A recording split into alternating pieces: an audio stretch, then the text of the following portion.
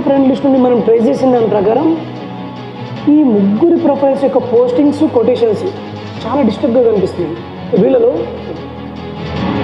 ఈ కవిత అనే ఆవిడ ఆంటీకి మ్యూచువల్ ఫ్రెండ్గా ఉంది. అంటే కవిత గారితో ఆంటీ మాట్లాడితే మనకి ఏదైనా క్లూ దొరకవచ్చు.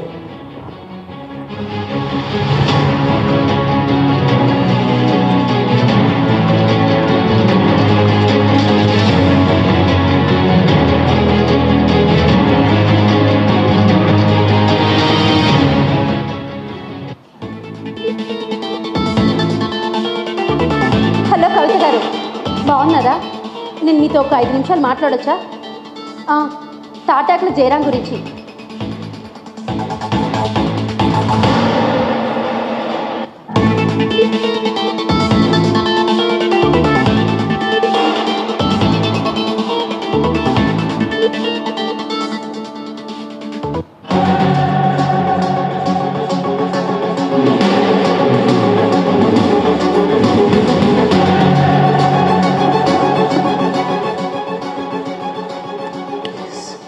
సో వీళ్ళు ముగ్గురు మనతో పాటు రావడానికి స్ట్రాంగ్గా ఉన్నారు కాబట్టి మన పని ఈజీ అయినట్టే.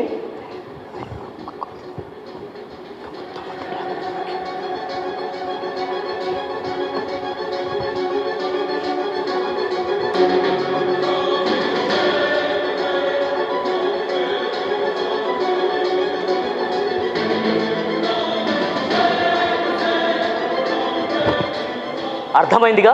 అది జరగబోయేది. Be ready.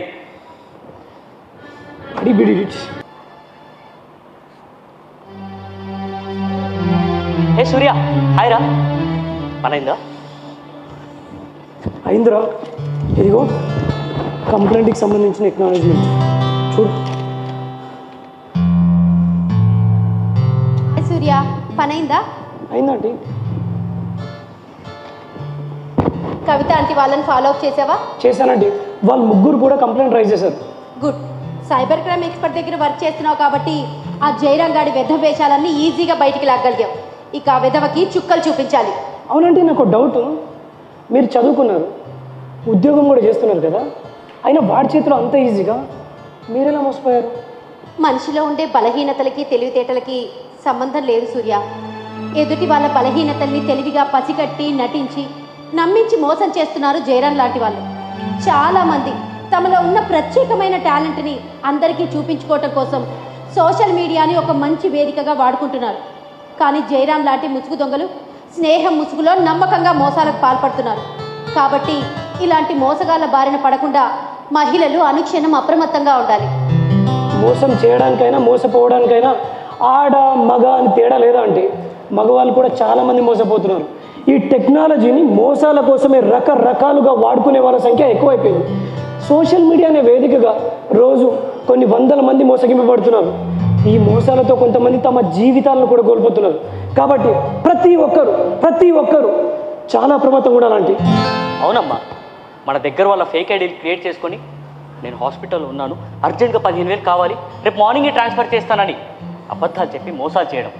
ఇంకా లేడీస్ మగవాళ్ళకి న్యూడ్ కాల్స్ చేసి వాళ్ళని అట్రాక్ట్ చేసి ఆ కాల్స్ రికార్డ్స్ చేసి మీ ఫ్యామిలీ మెంబర్స్కి పంపిస్తామని బెదిరించి డబ్బుల్ని డిమాండ్ చేయడం.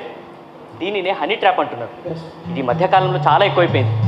హనీ ట్రాప్లో మగాళ్ళు మాత్రమే కాదు, లేడీస్ కూడా బలైపోతున్నారు. ఇంకా మీకు తక్కువ అమౌంట్కి డైమండ్ పంపిస్తామని చెప్పి చాలా చిన్న అమౌంట్తో స్టార్ట్ చేసి లక్షల గురించి మాయమైపోవడం. 10,000 ఇన్వెస్ట్ చేస్తే చాలు, ఒకే ఒక వారంలో మీ అమౌంట్ డబుల్ ట్రిపుల్ అవుతుందని మాయమాటలు చెప్పి అలా వల వేసి లక్షలు లాగారు. ఇంకా ఫ్రెండ్లీగా క్లోజ్గా ఉంటూ అత్యవసరాలు అంటూ 2,000 3,000 హెల్ప్ అడిగి అమౌంట్ అకౌంట్లో పడగానే మరి బ్లాక్ చేయడం. ఇలా హద్దు అదుపు లేకుండా మోసాలు జరుగుతూనే ఉన్నాయి. అమాయక ప్రజలు నిత్యం మోసపోతూనే ఉన్నారమ్మా. వీటిని అరికట్టాలంటే ఇలాంటి మోసగాళ్ళ గురించి, జరుగుతున్న మోసాల గురించి, టెక్నాలజీ గురించి ప్రజలకు అవగాహన కల్పించాలి. మనం మొన్న అనుకున్నట్లుగా మీరు వర్క్ చేయాలి. ఇన్ఫర్మేషన్ టెక్నాలజీ చదువుకున్న స్టూడెంట్స్గా మీరే ఈ బాధ్యత తీసుకోవాలి. Definitely aunty. ఆల్రెడీ మేము మా టీం కలిసి ఆపరేషన్ నెట్ అనే ఒక ప్రాజెక్ట్ని స్టార్ట్ చేసాం. చిన్న స్కిట్స్ డెమోల ద్వారా ప్రజలందరికీ అవగాహన కల్పించే ప్లాన్ చేస్తున్నాం. గుడ్. సమాజాన్ని సరైన దారిలో నడిపించాల్సింది మీలాంటి యువతే. మొత్తానికి ఉద్యోగాలు చేయటానికంటే ముందే సోషల్ రెస్పాన్సిబిలిటీ అనే పెద్ద జాబ్లోకి దిగిపోయారు. మొదటి అడుగులోనే సక్సెస్ అయ్యారు. ఇక మీకు జీవితంలో తిరుగులేదు నాన్న. All the best to you. Thank you. Sharada గారు, ఏంటి జయరాం గారు ఇలా వచ్చారు? రఘు రఘు రఘు రఘు రఘు ప్లీజ్ ప్లీజ్ రఘు, నా పరువు తీయద్దు. ఆ లేడీస్ అంతా కలిసి నా మీద కంప్లైంట్ చేయబోతున్నారన్న విషయం ఆల్రెడీ నా సర్కిల్లో తెలిసిపోయింది. మా ఆవిడికి కూడా తెలిసిపోయింది. తను నన్ను అసహించుకుంటుంది. మీరందరూ కలిసి కంప్లైంట్ చేసి నేను అరెస్ట్ అయితే నాకు బెయిల్ కూడా దొరకదు. నా పిల్లలు అన్యాయం అయిపోతారు. ఇంకెప్పుడు ఇలాంటి తప్పు చేయదు. ప్లీజ్ రఘు, ఒక్కసారికి నన్ను క్షమించు రఘు. మీ కాళ్ళు పట్టుకుంటాను. పట్టుకోవాల్సింది నా కాళ్ళు కాదు.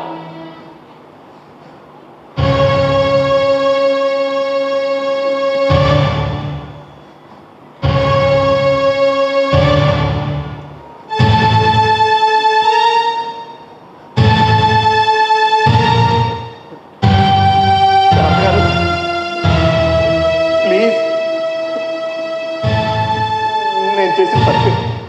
ప్లీజ్ ఈ ఒక్కసారికి నన్ను దయచేసి క్షమించండి.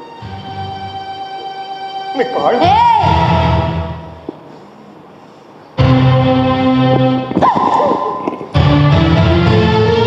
క్షమించాలా? నీలాంటి వాడిని ఉప్పు పాత్ర వేయాలి. ఆడవాళ్ళ జీవితాలతో ఆడుకునే నీలాంటి నీచుని నడి బజార్లో గురి తీయాలి. ఎక్కడిదిరా మీకింత ధైర్యం? ఆడదంటే ఏమీ చెయ్యలేని బలహీనురాలుగా భ్రమపడి మీకు మీరే బలవంతులుగా ఫీల్ అయి మీకు ఎదురు లేదని రెచ్చిపోతారా? చేరా నీ మీద మోసపడ్డానా? నీ వెంట తిరిగానా? నిన్ను విడిచి నేను ఉండలేకపోతున్నానా? ఇవే నేరా పరాయి ఆడదాని మీద నీకు వచ్చే ఆలోచనలు? నీ పనులు చేయించుకోవటం కోసం ఒక ఆడదాన్ని మభ్యపెట్టి మోసం చేసి ఇరికిస్తావా? ఇదే నేరా నీ మగతనం? రే, నీ మగతనం చూపించాల్సింది ఆడదాని దగ్గర కాదురా, సమాజంలో తలెత్తుకొని బ్రతికే విషయంలో చూపించు. ఒక భర్త లేని ఆడది తన కూతురు పెళ్లి కోసం దాచుకున్న డబ్బుల్ని ల్యాండ్ పేరుతో ఆశ చూపి మోసం చేసి ఆ డబ్బుల్ని కాజేయడమే కాకుండా నీ మనుషులతో బెదిరించి ఆ తల్లి కూతుర్ల బ్రతుకు రోడ్డు పాలు చేశావు. ఒక పెళ్లి కాని ఆడపిల్లతో నమ్మకంగా చాటింగ్ చేసి ఆమె ఫోటోలు మార్పింగ్ చేసి అమాయకురాలు చావు కారణమయ్యావు.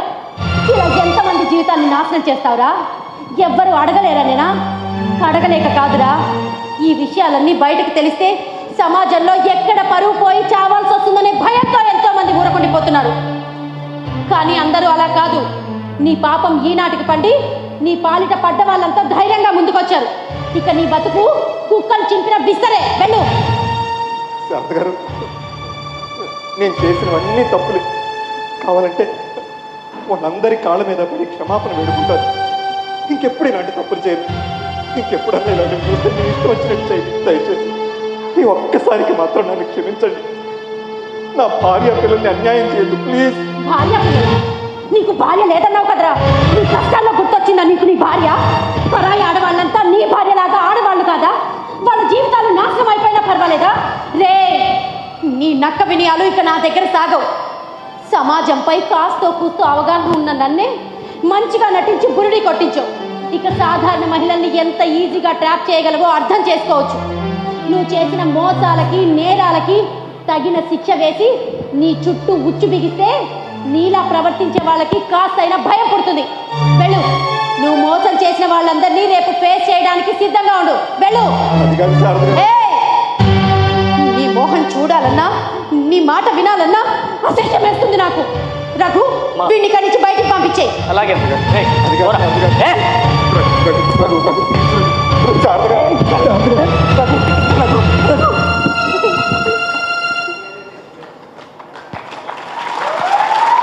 అపరిచయస్తుల్ని గుడ్డిగా నమ్మి వాళ్ళ వలలో పడే అమాయకులు ఉన్నంతకాలం ఇలాంటి మోసగాళ్ల ఆటలు సాగుతూనే ఉంటాయి.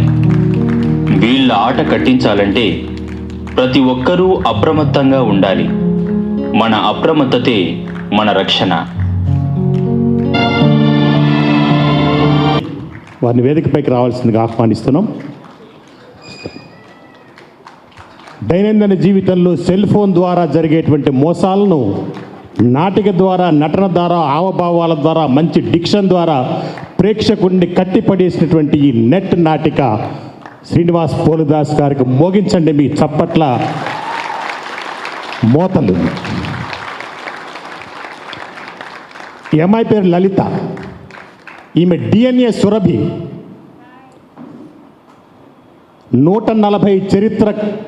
140 సంవత్సరాల చరిత్ర కలిగిన సురభి వారసత్వం నుంచి వచ్చింది ఈ లలిత. ఆమె వయసు 25 సంవత్సరాల కన్నా తక్కువనే ఉంటుంది. కానీ వేసిన పాత్ర ఎలాంటిదో ఒకసారి గమనించండి. ఆద్యంతము కూడా అద్భుతంగా రక్తి కట్టించినటువంటి లలిత గారికి మోగించండి చప్పట్లు. రఘు పేరు అనా అర్హాన్. చూస్తే ఇంత చిన్న వయసులోనే ఇంత గొప్ప డిక్షన్తో, అద్భుతమైనటువంటి హావభావాలతో అద్భుతంగా నటించినటువంటి అర్హానికి మోగించండి ఒకసారి చప్పట్లు. సూర్య ఈ పేరు నవనాథ్ రెడ్డి. ఆ వాయిస్ కూడా ఒక డిఫరెంట్ పెక్యులర్ వాయిస్. అంటే వాయిస్ గొంతు బొంగురుపై ఉంటుంది, కానీ అది నటనలో భాగం. ఆ డిక్షను దీనికి ఎంతగా ఉపయోగపడిందంటే మైమ్లో కూడా అది సినిమాలోనే సాధ్యం. ఆ మైమ్ చేయటం, వాయిస్ని, లిప్ మూమెంట్ని, దాన్ని యాడ్ లింప్ అంటారు. ఆ లిప్ మూమెంట్ని కూడా అద్భుతంగా హావభావాలతో పండించినటువంటి మీ ముఖ కవళికలు ఈ నాటకానికి హైలైట్. అందుకనే ఫస్ట్లో మొట్టమొదటిసారి 1 గంట సేపు మీ సెల్ ఫోన్లు స్విచ్ ఆఫ్ చేసి మా కోసం కేటాయించి మా సెల్ ఫోన్ చూడండి అంటున్నారు.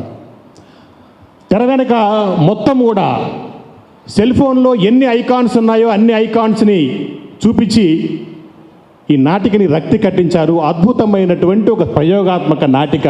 మీ అందరికీ ధన్యవాదాలు సార్.